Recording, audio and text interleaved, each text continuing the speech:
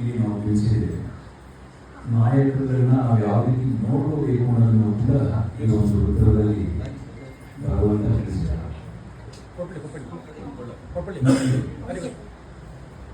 ಶ್ರೇಷ್ಠ ಗುಣಗಳಿಂದ ಕೂಡಿರತಕ್ಕಂಥ ಜನಗಳನ್ನ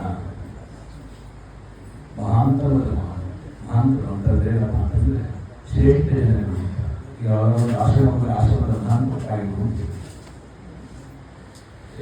ಮಹಾಂತರ ಅಂತಕ್ಕಂಥ ಶಬ್ದವನ್ನು ನಾವು ಉತ್ತರ ಭಾರತದಲ್ಲಿ ಜಾಸ್ತಿ ಉಪಯೋಗಿಸ್ತೀವಿ, ನಮ್ಮ ದಕ್ಷಿಣದಲ್ಲಿ ಅಷ್ಟು ಉಪಯೋಗಿಸ್ತಿಲ್ಲ. ಯಾವುದೇ ಒಂದು ಆಶ್ರಮ ಮಠಗಳಿಗೆ ಹೋದರೆ ಮಠದ ಮಠಾಧಿಪತಿಗಳನ್ನು ಇಲ್ಲಿ ನಾವು ಮಠಾಧಿಪತಿ ಅಂತ ಹೇಳ್ತೀವಿ, ಮಹಾಂತರು ಅಂತ ಹೇಳ್ತಾರೆ. ಯಾರಪ್ಪ ಮಹಾಂತರು ಅಂತಂದರೆ ಅತಿ ಶ್ರೇಷ್ಠ ಗುಣಗಳನ್ನು ಹೊಂದಿರತಕ್ಕಂಥವರು. ಮಹಾಂತ ಅಂದರೆ ಉಚ್ಚಕೋಟಿ ಆಗಿರತಕ್ಕಂಥ ಯೋಜನಾಧಾರಿನ ಕೊಡ್ತಕ್ಕಂಥವ್ರು, ಸಜ್ಜನರು. ಅವ್ರನ್ನ ಇಲ್ಲಿ ಯಾವುದೇ ಕಾರಣಕ್ಕೂ ಹಿಂಸಿಸಬಾರದು.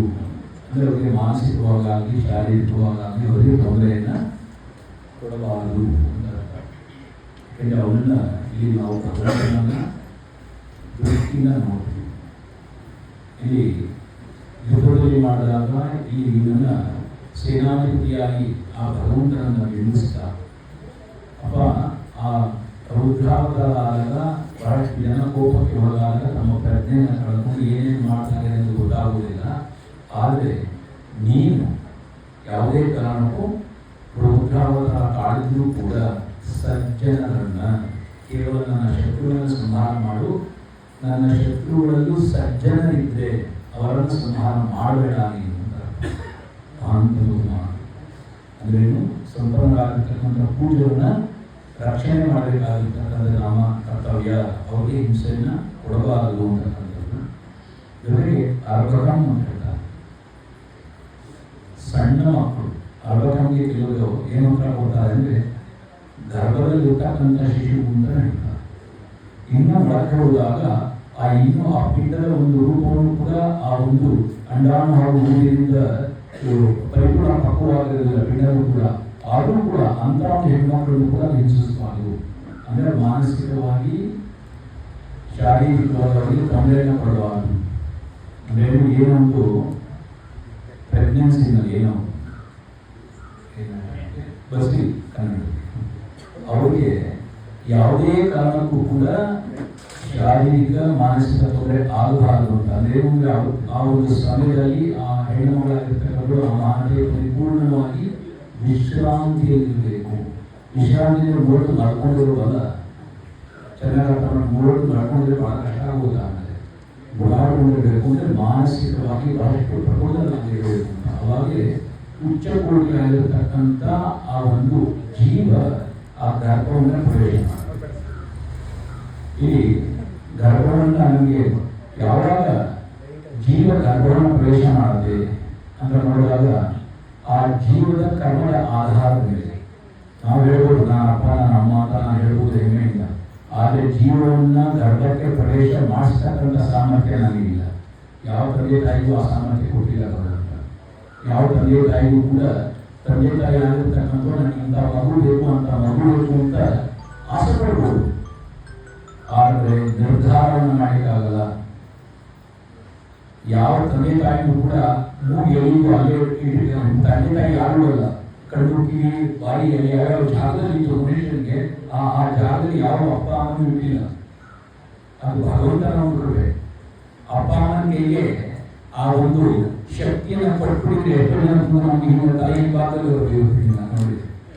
ಯಾಕಂದ್ರೆ ಬಹಳಷ್ಟು ಮನಸ್ಸಿನ ವಿಕೃತಿಯನ್ನು ಬಹಳಷ್ಟು ವಿಕಾರವಾಗಿರ್ತಕ್ಕಂಥದ್ದು. ಅದರಿಂದ ಇಲ್ಲಿ ಅವರಿಗೆ ಪರಿಪೂರ್ಣವಾಗಿ ರಕ್ಷಣೆ ಇರುವುದು. ಮಾನಸಿಕವಾಗಿ ಯಾವುದೇ ರೀತಿಯಾಗಿರ್ತಕ್ಕಂಥ ಒತ್ತಡಗಳು ಉಳಿದಿರ್ಬೋದು. ಅವಾಗಲೇ ಉಚ್ಚಕೋಟಿಯ ಗರ್ಭ ಆ ಒಂದು ಧಾರಣೆ ಆಗಲಿಕ್ಕೆ ಸಾಧ್ಯ, ಆ ಒಂದು ಜೀವ ಪ್ರವೇಶ ಆಗಲಿಕ್ಕೆ ಸಾಧ್ಯ. ಆ ಕೆಲವು ಜೀವಗಳು ಬಹಳಷ್ಟು ಸಂಬಂಧ ಇದ್ದರಲ್ಲ, ಅದು ಕೂಡ ವಿಚಾರ ಬಂದಿರೋದ್ರಿಂದ ಹೇಳ್ತಾ ಇದ್ದೀನಿ.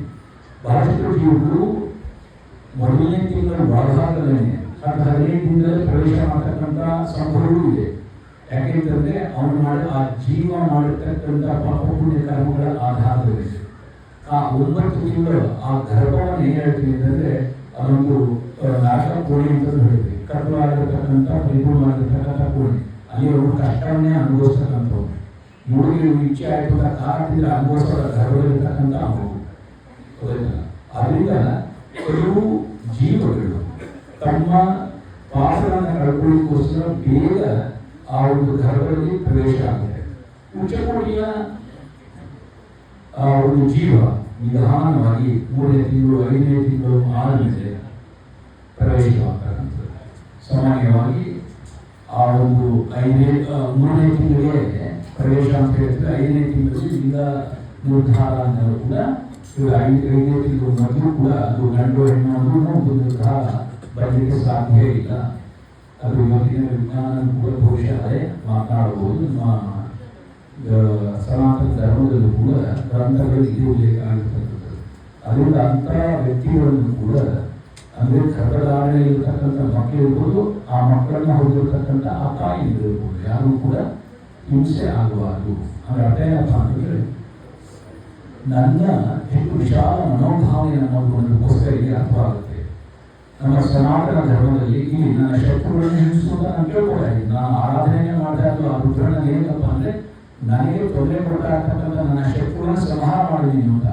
ಆದರೆ ನನ್ನ ಶತ್ರುಗಳ ಮನೆಗಳಲ್ಲಿ ಯಾರಾದರೂ ಆ ರೀತಿಯಾಗಿರ್ತಕ್ಕಂಥ ಜನಗಳಿದ್ರೆ, ಸಜ್ಜನರಿದ್ರೆ, ನನ್ನ ಶತ್ರುಗಳ ಮನೆಗಳಲ್ಲಿ ಯಾರು ಪ್ರೆಗ್ನೆಂಟ್ ಲೇಡೀಸಿದ್ರೆ, ಚಿಕ್ಕ ಮಕ್ಕಳಿದ್ರೆ ಅವ್ರನ್ನ ಖಂಡಿತ ಹಿಂಸಿಸಬೇಡ ಅಂತ ಉದಾರ ಮನೋಭಾವನೆ. ಇಲ್ಲಿ ನಮ್ಮ ಧರ್ಮವನ್ನು ಹೊರತುಪಡಿಸಿ ಇವತ್ತಿನಿಂದ ನೋಡ್ತಾ ಇದ್ವಿ ವಾಟ್ಸಪ್ಪೆಲ್ಲ ಹೊರಟ ಕಡೆ ಏನೇನು ನಡೀತಾ ಇದೆ ಅಂತ. ಚಿಕ್ಕ ಮಕ್ಕಳು ಕೂಡ ತಗೊಳ್ಳಿ ಸಂಹಾರ ಮಾಡಿರ್ತಕ್ಕಂಥ ಹೇಗೆ ಕೃತ್ಯವನ್ನೆಲ್ಲೂ ಕೂಡ ನಾವು ಕಾಣ್ತಾ ಇದ್ದೀವಿ. ಅದು ಉತ್ಕೃಷ್ಟವಾಗಿರ್ತಕ್ಕಂಥ ನಮ್ಮ ಸನಾತನ ಧರ್ಮ ಏನು ಹೇಳಿಕೊಡುತ್ತೆ ಅನ್ನೋದಕ್ಕೋಸ್ಕರ ಹೇಳ್ತಾರೆ. ಜೊತೆಗೆ ಅವರಿಗೆ ಯಾವ ಮರ್ಯಾದೆಯನ್ನು ಕೊಡಬೇಕು, ಏನೇನು ಸವಲತ್ತುಗಳನ್ನು ಕೊಡಬೇಕು, ಯಥಾಸ್ಥಿತಿಯಲ್ಲಿ ಅವರು ಕೂಡ ಯಾರು ಅಧರ್ಮಿ ಆಗಿರ್ತಾರೆ ಅವನನ್ನು ಮಾತ್ರ ಸಂಹಾರ ಮಾಡಿರುತ್ತೋ ಅವನ ಮಕ್ಕಳನ್ನೇ ಆಗಲಿ, ಅವನ ಹೆಂಡತಿಯನ್ನೇ ಆಗಲಿ, ಮನೆಯಲ್ಲಿರ್ತಕ್ಕಂಥ ವಯಸ್ಸಾಗಿರ್ತಕ್ಕಂಥ ಹುಡುಗರನ್ನೇ ಆಗಲಿ, ತಂದೆ ತಾಯಿಗಳನ್ನೇ ಆಗಲಿ ಹಿಂಸಿಸ್ಕೊಂಡು ಅಂತಕ್ಕಂಥ ಮಾತನ್ನ ಇವರು ಹೇಳ್ತಾರೆ. ಅದರಿಂದ ಅತಿ ಉತ್ಕೃಷ್ಟವಾಗಿರ್ತಕ್ಕಂಥ ಮಾತುಗಳಿಂದ ನಾವು ಆ ಭಗವಂತನನ್ನ ಅಭಿಷೇಕವನ್ನು ಮಾಡ್ತೀವಿ. ಅಂದ್ರೆ ಏನಂತ ನಿನ್ನಲ್ಲಿರ್ತಕ್ಕಂಥ ಈ ಗುಣಗಳು, ಆ ಗುಣಗಳು ನನಗೂ ಕೂಡ ಬರಬೇಕು ಅಂತಕ್ಕಂಥ ಒಂದು ಅರ್ಥದಿಂದ ಭಗವಂತನನ್ನು ಆರಾಧನೆ ಮಾಡ್ತಕ್ಕಂಥದ್ದು. ಜೊತೆಗೆ ಇಲ್ಲಿ ಪೂಜೆಯಾಗಿರ್ತಕ್ಕಂಥ ಮಾತರಂ ಅಂತ ಹೇಳ್ತಾನೆ. ಏನು ಪಿತರಂ ಮೋಟ ಮಾತರಮ್ಮನ ಪ್ರಿಯಾನೋದ್ಯೋಗಿ. ಆ ತಾಯಂದ್ರನ್ನ ಯಾವುದೇ ಕಾರಣಕ್ಕೂ ಕೂಡ ತಂದೆಯನ್ನ ತಾಯಂದ್ರನ್ನ ಹಿಂಸೆಗೆ ಒಳಪಡಿಸಿಕೊಳ್ಳುವುದು ಅಂತಕ್ಕಂಥ ಮಾತು ಹೇಳ್ತಾನೆ. ಯಾಕೆಂದರೆ ಆ ತಾಯಿಯಾಗಿರ್ತಕ್ಕಂಥವ್ರು 9 ತಿಂಗಳು ಹೊತ್ತು ಎತ್ತು ಬೆಳೆಸ್ತಕ್ಕಂಥವ್ರು ತ್ಯಾಗದ ಒಂದು ಪ್ರತೀಕ ಅಂತಂದ್ರೆ ಆ ಮಹಾತಾಯಿ ಹೇಳ್ತೀವಿ, ಆ ತಾಯಿಯಂದ್ರಿಗೆ ಹೇಳ್ತೀವಿ ತ್ಯಾಗದ ಪ್ರತೀಕ ಅಂತ. ಏನಕ್ಕೆ ತ್ಯಾಗದ ಮನೋಭಾವನೆ ಅಂತ ಹೇಳ್ತೀವಿ ಅಂದ್ರೆ ನಾವು ಕೊಟ್ಟೆಯನ್ನು ಕೂಡ ಹೊರಗೆ ಹೋಗ್ತೀವಿ. ಈಗೆಲ್ಲ ಅದಿಲ್ಲ, ಒಂದು ಕಾಲದಲ್ಲಿ ಇತ್ತು, ಈಗ ಯಾವ ಕೂಡ ಹೊರಗಿಲ್ಲ. ಮದುವೆ ಆದ್ಮೇಲೆ ಆ ಹುಡುಗ ಹೊರದು ಆಗತ್ತಾನೆ ಹೊರತು ಆ ಕಾಲ ಬದಲಾವಣೆ ಆಗೋಗಿದೆ. ಈಗ ಒಂದು ಕಾಲದಲ್ಲಿ ಇತ್ತು, ಕೊಟ್ಟೆಯನ್ನು ಕೂಡ ಹೊರಗೆ ಹೋಗ್ತಾರೆ. ಅವರು ಚಿಕ್ಕ ವಯಸ್ಸಲ್ಲಿ ಮದುವೆ ಆಗ್ತಾ ಇದ್ದು, ಮದುವೆ ಆಗಿ ಗಂಡನ ಮನೆಗೆ ಒಂದು ಸೇರಿದ್ಮೇಲೆ ಗಂಡನ ಒಂದು ಪ್ರೀತಿ ವಿಶ್ವಾಸದಿಂದ ಗಂಡನ ಮನೆಗೆ ಅವರ ಅಣ್ಣ ತಮ್ಮ ಅಕ್ಕ ತಂಗಿ ಹೊಟ್ಟು ಕುಟುಂಬ ಯಾರಿಗೆ ಎಲ್ಲರ ಜೊತೆ ಹೊಂದಾಣಿಕೆಯನ್ನು ಮಾಡ್ಕೊಂಡು ಎಲ್ಲರ ಮನಸ್ಸನ್ನು ಅರಿತುಕೊಂಡು ಅವರವರ ಜೊತೆ ಅವರವರ ಮನಸ್ಸಿಗೆ ತಕ್ಕಂತೆ ಅವರವರ ಜೊತೆ ವ್ಯವಹಾರವನ್ನು ಮಾಡ್ತಾರೆ. ಎಲ್ಲರ ಮನಸ್ಸನ್ನ ಗೆದ್ದುಕೊಂಡು ಏನಕ್ಕೋಸ್ಕರ ನನ್ನ ಗಂಡ ಸುಖವಾಗಲಿ, ನನ್ನ ಗಂಡನಿಗೆ ಯಾರು ನೀನು ಹೆಂಡತಿ ಅನ್ನೋದು ನೀನು ಹೆಂಡತಿಗೆ ಅಂತ ಕಂಪ್ಲೇಂಟ್ ಮಾಡದೇ ಇರಲಿ, ಅವನು ಸುಖವಾಗಿರಲಿ, ಚೆನ್ನಾಗಿರಲಿ, ಹಾಗೂ ಈ ವಂಶ ಉದ್ಧಾರ ಆಗಲಿ ಅನ್ನೋಕ್ಕಂಥ ಏಕೈಕ ಒಂದು ದೃಷ್ಟಿಯಿಂದ ತನ್ನ ಎಲ್ಲವನ್ನು ಕೂಡ ತ್ಯಾಗ ಮಾಡಿ, ತನ್ನ ತವರು ಮನೆಯನ್ನು ಕೂಡ ತ್ಯಾಗ ಮಾಡಿ ಬಂದು ಇದು ನನ್ನ ಮನೆ ಅಂತ ಹೇಳ್ತಾರೆ. ಅದು ನನ್ನ ತವರು ಮನೆ, ನನ್ನ ಮನೆ ಅಲ್ಲ, ಇದು ನಮ್ಮನೆ ಅಂತಕ್ಕಂಥ ಮಾತು ಹೇಳ್ತಾರೆ. ಅದು ಇವತ್ತಿನ ದಿನದಲ್ಲಿ ಬಹಳಷ್ಟು ವ್ಯತ್ಯಾಸ ಇದೆ. ನಾನೇ ನನ್ನ ಕಿವಿಯಾಗಿ ಕೇಳಿಸ್ಕೊಂಡಿದ್ದೀನಿ ಕೆಲವು ಹೆಣ್ಮಕ್ಳು ಹೇಳೋದು, ಸ್ವಾಮಿ ಎಲ್ಲರಿಗೆ ಇಲ್ಲ ನನ್ನ ಗಂಡನ ಮನೆಗೆ ಹೋಗ್ತಾ ಇದ್ದೀನಿ, ಇದನ್ನ ಎಲ್ಲ ಮನೆ ನನ್ನ ಮನೆ ಇದೆ, ಯಾವೆಲ್ಲ ಅವ್ರ ತಂದೆ ತಾಯಿ ತವರು ಮನೆ, ತವರು ಮನೆ ಅವ್ರ ಮನೆ ಆಯಿತು, ಅದು ಗಂಡನ ಮನೆ ಆಯಿತು, ಅವ್ರ ಮನೆ ಆಗಲಿಲ್ಲ. ಈ ರೀತಿ ಆಗಿರ್ತಕ್ಕಂಥ ಶಬ್ದಗಳನ್ನ ನಾನು ಬಹಳಷ್ಟು ಸತಿ ಬಹಳಷ್ಟು ಹೆಣ್ಮಕ್ಳಿಂದ ಕೇಳಿಸ್ಕೊಂಡಿದ್ದೀನಿ. ಈ ಇವತ್ತಿನ ದಿನದ ಕಾಲ ಇವತ್ತಿನ ದಿನ. ಅದರಿಂದ ಈ ಏನು ಹೇಳ್ತಾನೆ ಅಂತ ಒಂದು ತ್ಯಾಗಮಯ ಆಗಿರತಕ್ಕಂಥ ಆ ಹೆಣ್ಣುಗಳನ್ನು ಕೂಡ ಯಾವುದೇ ಕಾರಣಕ್ಕೂ ತೊಂದರೆ ಆಗಬಾರ್ದು. ಅವರೆಲ್ಲರನ್ನು ಕೂಡ ರಕ್ಷಣೆ ಮಾಡತಕ್ಕಂಥ ಜವಾಬ್ದಾರಿ ಇದು. ಅದೇ ನನ್ನ ಮನೆಯಲ್ಲಿ ವಯಸ್ಸು ಕಾಲ ಆಗಿರ್ತಕ್ಕಂಥವ್ರಿಗೆ ನನ್ನ ತಂದೆ ತಾಯಿಗಳನ್ನ, ನನ್ನ ಮಕ್ಕಳನ್ನ, ನನ್ನ ಹೆಂಡತಿ, ನನ್ನ ಅಕ್ಕ ತಂಗಿಯರನ್ನ, ಹಾಗೂ ನನ್ನ ಶತ್ರುವಿನ ಮನೆಯಲ್ಲಿರ್ತಕ್ಕಂಥ ಹಿರಿಯರನ್ನ, ನನ್ನ ಶತ್ರುವಿನ ಹೆಂಡತಿಯರನ್ನ, ನನ್ನ ಶತ್ರುವಿನ ಪುಟ್ಟ ಮಕ್ಕಳನ್ನ ಕಾಪಾಡಬೇಕಾಗಿರ್ತಕ್ಕಂಥ ಜವಾಬ್ದಾರಿ ನಿಂದು ಕೂಡ. ಅದಕ್ಕೆ ನೀವು ನಮಸ್ಕಾರ ನಾನು ಎಂಥ ಉತ್ಕೃಷ್ಟವಾಗಿರ್ತಕ್ಕಂಥ ಒಂದು ಯೋಚನೆ ನಮ್ಮ ಸನಾತನ ಧರ್ಮದಲ್ಲಿ ಅದಕ್ಕೆ ಎಲ್ಲವೂ ಕೂಡ ಉದಾಹರಣೆ. ಮಾನಸ್ತುಕೆ ಕಲಿಯಮಾನ ಆಯುಷಿ ಮಾನವ ಘೋಷ ವಿಶ್ವೇಶು ಈಶಃ ಅಂತ ಹೇಳ್ತಾರೆ. ಇದರಲ್ಲಿ ನೋಡಿದಾಗ ಅದನ್ನೇ ಬೇರೆ ಬೇರೆ ಶಬ್ದದಲ್ಲಿ ಈ ಒಂದು ಶ್ಲೋಕದಲ್ಲಿ ಕೊಟ್ಟಿದ್ದಾನೆ. ಇಲ್ಲಿ ನನ್ನ ವಂಶವನ್ನು ಉದ್ಧರಿಸು ಅಂತ ಹೇಳ್ತಾನೆ. ನನ್ನ ವಂಶ ಉದ್ಧಾರ ಆಗಬೇಕು. ಜೊತೆಗೆ ನನ್ನ ಶತ್ರು ಆಗಿರ್ತಕ್ಕಂಥ ನೋಡಿ, ಜನ ಅರ್ಥ ಮಾಡ್ಕೊಳ್ಳಿ. ಮನೆಯಲ್ಲಿ 5 ಜನ ಹುಟ್ಟಿದ್ರು ಕೂಡ ತಂದೆ ತಾಯಿ ಒಬ್ಬರೇ, ಮನೆಯ ಒಂದು ವಾತಾವರಣ ಒಂದೇ, ಆಹಾರ ವಿಚಾರ ವ್ಯವಹಾರಗಳಲ್ಲೂ ಕೂಡ ಒಂದೇ. ಆದರೂ ಕೂಡ ಆ 5 ಜನರು ದೊಡ್ಡವರಾದ್ಮೇಲೆ ಅವರ ಯೋಚನಾಲಹರಿಗಳು ಬೇರೆ ಬೇರೆ. ಅಣ್ಣ ತಮ್ಮ 5 ಜನ ಇದ್ರೆ 5 ಜನರು ವ್ಯವಹಾರವೂ ಬೇರೆ. ಅದರ ಅವನೊಬ್ಬ ಕುಟುಂಬಕ್ಕೆ ಆಗಿರ್ತಾನೆ, ಇನ್ನೊಬ್ಬ ಅಕ್ಕ ಆಗಿರ್ತಾನೆ, ಒಬ್ಬ ಸಂಗಡ ಆಗ್ತಾನೆ, ಇನ್ನೊಬ್ಬ ಇನ್ನೇನೋ ಆಗಿರ್ತಾನೆ. ಇದು ಎಲ್ಲ ಮನೆಗಳಲ್ಲೂ ನೋಡ್ಬೋದು. ಇದೆಲ್ಲ ಇದಲ್ಲ ಹೌದಿಲ್ವೋ? ಏನಕ್ಕೆ ಹಾಗಾದ್ರೆ ತಂದೆ ತಾಯಿಗಳೆಲ್ಲ ಪಕ್ಷಪಾತ ಮಾಡುದ? ತಂದೆ ತಾಯಿ ಪಕ್ಷಪಾತ ಮಾಡಿದ್ರೆ ಖಂಡಿತ ತಂದೆ ತಾಯಿ ಪಕ್ಷಪಾತ ಮಾಡಿಲ್ಲ. ಅವರವರ ಆಯ್ಕೆ ಏನು ಆ ಆಯ್ಕೆಯನ್ನು ಮಾಡಿಕೊಂಡಾಗ ಅವನ ಹಿಂದಿನ ಜನ್ಮದಿಂದ ಬಂದಿರತಕ್ಕಂಥ ಸಂಸ್ಕಾರದ ಆಧಾರದ ಮೇಲೆ ಅದೇನಂತ ಋಣಾನುಬಂಧ ರೂಪೇಣ ವಿಭಕ್ತಿ ಸಹಾಯ ಅಂತ ಆ ಜೀವ ಗರ್ಭವನ್ನು ಪ್ರವೇಶ ಮಾಡಲಿಕ್ಕೂ ಮೊದಲು ಯಾವ ಮನೆಯಲ್ಲಿ ನಾನು ಪ್ರವೇಶ ಮಾಡಿ ಜನ್ಮವನ್ನು ತೆಗೆದುಕೊಂಡ್ರೆ ನನ್ನ ಋಣಗಳು ತೀರತ್ತೆ ಅಂತಕ್ಕಂಥ ಆಧಾರ ಮೇಲೆ ಆ ಗರ್ಭವನ್ನು ಬಹಳಷ್ಟು ವರ್ಷಗಳ ಕಾಲ ಕಾಡಿಕೊಂಡು ಆ ಮನೆಯಲ್ಲಿ ಮತ್ತೆ ಅದು ಪ್ರವೇಶ ಮಾಡುತ್ತೆ, ಋಣವನ್ನು ತೀರಿಸ್ಕೊಳ್ಳಿಕ್ಕೋಸ್ಕರ. ಅಣ್ಣ ಇದ್ದಂಗೆ ತಮ್ಮ ಇರಬೇಕು ಅನ್ನೋದು ಏನು ಕಡ್ಡಾಯ ಇಲ್ಲ. ಆದರೆ ಈ ಪರಂಪರೆ ಏನು ಹೇಳ್ತೀವಿ? ಪರಂಪರೆ ಏನು ಹೇಳ್ಬೇಕಂದ್ರೆ ನನ್ನ ತಾತ, ನಮ್ಮ ಅಪ್ಪ, ನನ್ನ ತಾತ, ಮುತ್ತಾತ, ಮರಿತಾತ ಏನು ಮಾಡ್ಕೊಂಡು ಬಂದಿದ್ರೆ ನಾನು ಮಾಡ್ಕೊಂಡು ಬರ್ತಾ ಇದ್ದೀನಿ. ಏನಕ್ಕೆ ಪರಂಪರೆ ಅಂತಂದ್ರೆ ಹಿಂದಿನ ಕಾಲದಲ್ಲಿ ವಿರಹಜನನ ಅಂತ ಇತ್ತು. ಈಗ ವಿರಹಜನನ ಇಲ್ಲ. ಆದರೆ ವಿದೇಶದಲ್ಲಿ ಇವತ್ತು ಕೂಡ ಅದಕ್ಕೆ ಸಾಮೀಪ್ಯವಾಗಿರ್ತಕ್ಕಂಥ ಒಂದು ಕ್ರಿಯೆಯನ್ನೇ ಇವತ್ತು ಮಾಡ್ತಾರೆ. ಅವ್ರು ಗಂಡನಾಗಿರ್ತಕ್ಕಂಥ ಇಷ್ಟಪಟ್ಟರು. ಯಾವಾಗ ಪ್ರಸವವಾಗುತ್ತೆ, ಮಗುವಿನ ಪ್ರಸವವಾಗುತ್ತೆ, ಆವಾಗ ಗಂಡನ ಅದಕ್ಕೆ ಕಾರಣೀಭೂತನಾಗಿರ್ತಕ್ಕಂಥ ಗಂಡನಾದಂತನು ಆ ಪ್ರಸವದ ಕೋಣೆಯಲ್ಲಿ ಇದ್ದು ಆ ಹೊಕ್ಕಳು ಬಳಿಯನ್ನ ಕಟ್ ಮಾಡಲಿಕ್ಕೂ ಮೊದಲು ಗಂಡು ಮಗು ಆಗಿದ್ರೆ ಅವನ ಭುಜದ ಮೇಲೆ ತನ್ನ ಬಲಭುಜದ ಮೇಲೆ ಬಲಗೆಯನ್ನು ಇಟ್ಟು ವಂಶಪಾರಂಪರೆಯಾಗಿ ಬಂದಿರತಕ್ಕಂಥ ಆ ಒಂದು ಮಂತ್ರ ಏನಿದೆ, ಆ ಕುಲದೇವತೆಯ ಮಂತ್ರವನ್ನ ಅಲ್ಲೇ ಬೋಧನೆ ಮಾಡ್ತಾನೆ. ಏನಕ್ಕೆ ಅಲ್ಲೇ ಬೋಧನೆ ಮಾಡ್ತಾನೆ ಅಂತಂದ್ರೆ, ನೀನು ಯಾವ ಏನು ಸಂಸ್ಕಾರ ಹೊತ್ಕೊಂಡು ಬಂದಿದ್ಯೋ ನೀನು ನನಗೆ ಗೊತ್ತಿಲ್ಲ. ಆದರೆ ಈಗ ನನ್ನ ವಂಶದಲ್ಲಿ ನೀನು ಹುಟ್ಟಿರೋದ್ರಿಂದ ನನ್ನ ವಂಶ ಪಾರಂಪರೆಯಾಗಿ ಬಂದಿರತಕ್ಕಂಥ ಆ ಏನು ಪರಂಪರೆ ಇದೆ, ನಿನ್ನ ಯೋಚನಾಲಹರಿಗಳು ಏನೇ ಇದ್ರು ಕೂಡ, ನಿನ್ನ ಸಂಸ್ಕಾರ ಏನೇ ಇದ್ರು ಕೂಡ, ಇದನ್ನು ನೀನು ಬಿಡುಕೊಂಡು ಮುಂದೆ ಇದನ್ನು ನೆರವೇರಿಸ್ಕೊಂಡು ಹೋಗಬೇಕು ಅಂತಕ್ಕಂಥ ಒಂದು ಪ್ರತೀಕವಾಗಿ ತಾಯಿಯ ಹೊಕ್ಕುಗಳಲ್ಲಿ ಕರೆಕ್ಟಾಗಕ್ಕೂ ಮೊದಲು, ಅದನ್ನು ಕುಂಡರಿಸಲಿಕ್ಕೂ ಮೊದಲು ತಂದೆ ಆಗಿರ್ತಕ್ಕಂಥವ್ರು ಅಲ್ಲಿ ಮಂತ್ರೋಪದೇಶವನ್ನು ಮಾಡ್ತಾರೆ. ತನ್ನ ಕುಲದೇವತೆಯ ಮಂತ್ರೋಪದೇಶವನ್ನು ಮಾಡ್ಕೊಂಡಿಲ್ಲ. ವಿದೇಶಗಳಲ್ಲಿ ಇವತ್ತಿನ ದಿನ ಆ ಒಂದು ಸಮಯದಲ್ಲಿ ಕಾರಣೀಭೂತನಾಗಿರ್ತಕ್ಕಂಥ ಆ ಪುರುಷನ್ನ ಆ ಕೋಣೆ ಒಳಗೆ ಕರೆಸ್ಬೋದ.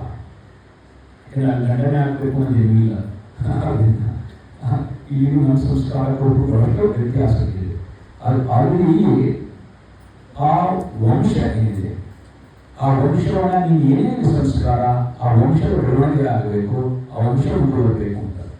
ಜೊತೆಗೆ ನನ್ನ ಶತ್ರು ಆಗಿರ್ತಕ್ಕಂಥ ವಂಶವನ್ನು ನಾನು ನಿರ್ಮೂಲ ಮಾಡ್ತೀನಿ ಅಂತ ಹೇಳ್ತೀವಿ. ಇಲ್ಲಿ ಆ ಶತ್ರುವಾಗಿರ್ತಕ್ಕಂಥ ಅಂಶವನ್ನು ನಾನು ನಿರ್ಮೂಲ ಮಾಡ್ತೀನಿ ಅಂತ ಎಷ್ಟೋ ಜನ ಶತ್ರುಗಳಲ್ಲಿ ಬಹಳಷ್ಟು ಜನ ಉತ್ತಮವಾಗಿರ್ತಕ್ಕಂಥ ಮಕ್ಕಳು ಹುಟ್ಟಿದ್ದಾರೆ. ಭಕ್ತ ಪ್ರಹ್ಲಾದ ಇದ್ದಾನೆ, ಅವರ ಅಪ್ಪ ಮಹಾ ರಾಕ್ಷಸ ಅವರ ಅಪ್ಪ. ಅವನಿಗೆ ನಂತರ ಉತ್ತಮವಾಗಿರ್ತಕ್ಕಂಥ ಭಕ್ತನಾಗಿರ್ತಕ್ಕಂಥ ಹುಡುಗ, ಅವನ ಒಂದು ಪೂರ್ವಜನ್ಮದ ಅನುಸಾರ. ಆದ್ರಿಂದ ನನ್ನ ಶತ್ರು ಮನೆಯಲ್ಲೂ ಕೂಡ ಅವನ ವಂಶನು ವೃದ್ಧಿ ಆಗಲಿ, ಅಲ್ಲೂ ಕೂಡ ಸಜ್ಜನರ ಒಂದು ಸಂತಾನ ಜೀವ ಪ್ರವೇಶವಾಗಿ ಅವನ ವಂಶನು ಉದ್ಧಾರವಾಗಿ ಇರ್ತಕ್ಕಂಥದ್ದನ್ನು ಬಯಸ್ತಕ್ಕಂಥ ಸಂಸ್ಕೃತಿ ಒಂದು. ಅದರಲ್ಲಿ ಈ ಉದ್ದೇಶಗಳಲ್ಲಿ ಆ ಅರ್ಥವನ್ನು ತೆಗೆದುಕೊಳ್ತೀವಿ. ಜೊತೆಗೆ ನನ್ನನ್ನು ಕಾಪಾಡುವ ಜೊತೆಗೆ ಬರೀ ನನ್ನ ಕಾಪಾಡಲು ಸಾಲು ನೀನು, ನನ್ನ ಅಂತಸ್ತನ್ನ, ಆಸ್ತಿಯನ್ನ, ಅಧಿಕಾರವನ್ನ ಎಲ್ಲವನ್ನೂ ಕೂಡ ಕಾಪಾಡಬೇಕಾಗಿರ್ತಕ್ಕಂಥ ಜವಾಬ್ದಾರಿಯಿಂದ ಹೊಣೆ ಆಗ್ತಾ ಇದ್ದೀವಿ ಅವನಿಗೆ. ಈ ವೃದ್ಧ ಎಲ್ಲ ನೋಡ್ತಾ ಇದ್ರೆ ಅವನನ್ನ ಒಂದು ಕಡೆ ಹೊಡೆದ, ಇನ್ನೊಂದ್ ಕಡೆ ಈ ಜವಾಬ್ದಾರಿ ಏನು ಮಾಡೋದನ್ನು ನಾವು ಅವ್ನು ತಿಳಿಸ್ಕೊಡ್ತಾ ಇದ್ದೀವಿ. ನಾನು ಏನೇನು ಅಭಿಷೇಕ ಮಾಡ್ತಾ ಇದ್ದೀನಿ, ಏನಕ್ಕೆ ರುದ್ರ ಪಾರಾಯಣ ಮಾಡ್ತಾ ಇದ್ದೀನಿ, ಅದು ಘನಪಾರಾಯಣ ಎಲ್ಲಿ ಮಾಡ್ತಾ ಇದ್ದೀನಿ, ಸುಮ್ಮನೆ ಮಾಡ್ತಾ ಇದ್ದೀನಿ ನಾನು. ಏನೋ ನನ್ನ ವಂಶವನ್ನು ಕಾಪಾಡ್ತಕ್ಕಂಥ ಜವಾಬ್ದಾರಿ ಜೊತೆಗೆ ಸಂಪತ್ತನ್ನ, ಏನು ಸಂಪತ್ತು ಕಾಪಾಡಬೇಕು ನೀನು? ಸಭೆ ಕಾರ್ಯ ಕಾಂಚನ ಆಶ್ರಯ. ಇವತ್ತಿನ ದಿನ ಹಣ ಇಲ್ಲ ಅಂದ್ರೆ ಏನಿಲ್ಲ. ಆದ್ರಿಂದ ನೀನು ನನ್ನ ಸಂಪತ್ತನ್ನು ಕಾಪಾಡಬೇಕು ಅಂದ್ರೆ ಏನರ್ಥ? ಸುಮ್ಮನೆ ಒಂದೇ ಕಡೆ ಇಟ್ಬಿಟ್ರೆ ಪ್ರಯೋಜನ ಆಗಲ್ಲ. ಪೆಟ್ಟಿಗೆ ಇಟ್ಬಿಟ್ಟು ಕೂಡ ಹಾಕಿದ್ರೆ ಏನು ಪ್ರಯೋಜನ ಆಗುತ್ತೆ? ಅದು ವೃದ್ಧಿ, ಅದರ ವೃದ್ಧಿ ಆಗಬೇಕು. ಜೊತೆಗೆ ನಾನೇನಾದ್ರು ಸಂಪತ್ತು ನನ್ನಲ್ಲಿ ಇಲ್ಲ ಅಂದ್ರೆ ಆ ಸಂಪತ್ತನ್ನ ಕಳಿಸ್ಕೊಟ್ಟು ನೀನು ಅದನ್ನ ಕಾಪಾಡಬೇಕು. ಅದರ ಅರ್ಥ ಇದೆ.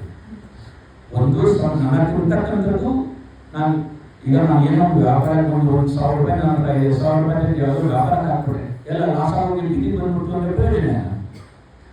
ನಾನು ಹಾಕಿರ್ತಕ್ಕಂಥ 1,000 ರೂಪಾಯಿ ಅದು 2,000 ಆಗುತ್ತೋ, 10,000 ಆಗುತ್ತೋ, 5,000 ಆಗುತ್ತೋ, ಲಕ್ಷ ಆಗುತ್ತೋ ಗೊತ್ತಿಲ್ಲ.